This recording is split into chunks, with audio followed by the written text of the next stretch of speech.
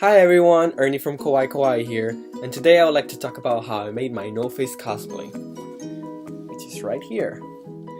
This was actually my first full-on hands-on experience creating cosplay. The previous cosplays that I've done, they didn't require that much labor as opposed to this one, so that's why I decided to create a video in which I talked about how I made it. Since it seems that every single convention that I've seen pictures of, there's always one no-face, and each no-face cosplayer seems to have like their own take on it. So I'm gonna explain about mine. A lot of the ones that I've seen, it's usually just a flat oval cardboard cutout. Mine's actually 3D, it has form and shape to it. So it was actually fairly simple to create this cosplay. In order to get it 3D, I actually bought a giant balloon which could probably blow up even bigger than this mask is, and I used the paper mache technique. There's different kinds, but I personally use boiling water and flour, let it cool down, and it gets into like this sticky mixture that you could use to glue on the different layers of newspaper onto the balloon. Once it dries up, I cut the balloon in half and got the perfect shape. I did come across an issue here where it was really bumpy and wrinkly no matter how many layers of paint I put on it, and I kept thinking, how am I gonna fix that? So my dad came up with the idea of using this like paste that's used for tuck pointing once you put up drywall to make walls, and I ended up using that. So I put a couple coats of that in here, and I'll try to find the material and put it in the description box. I'll link to it.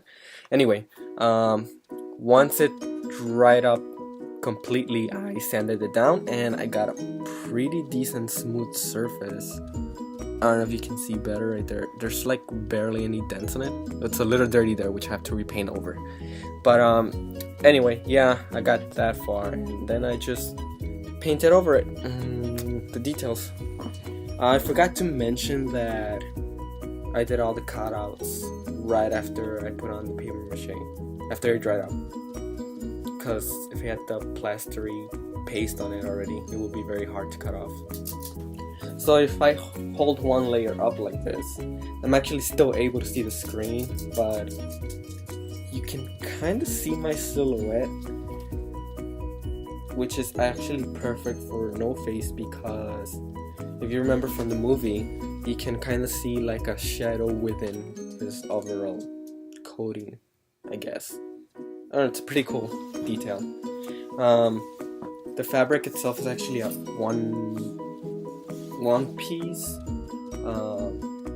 I hot glued the fabric all around the mask to create this giant mask. Let's see. I will show you the inside of the mask now, just so you can see how I hold it up against me. I forgot to mention that I still have to sew the sides of the one piece. If you notice at the beginning where I was doing that little skit, you can kind of see my arm coming through the side. When I wore it, I actually had fastened it with safety pins, so that wouldn't happen. Plus, I wore long black gloves on top, which I'm not wearing at the moment. But anyway, so this is how the inside looks. Very ugly, but who cares? It works. So I actually bought this construction safety mask thing. It was like $4 at a hardware store. I flipped it over, and it already came with the string that you put over your head.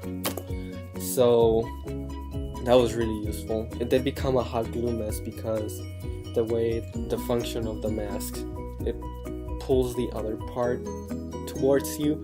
So when I would wear the mask, it kept, bouncing like that, either this way or down, because it's pretty weighty.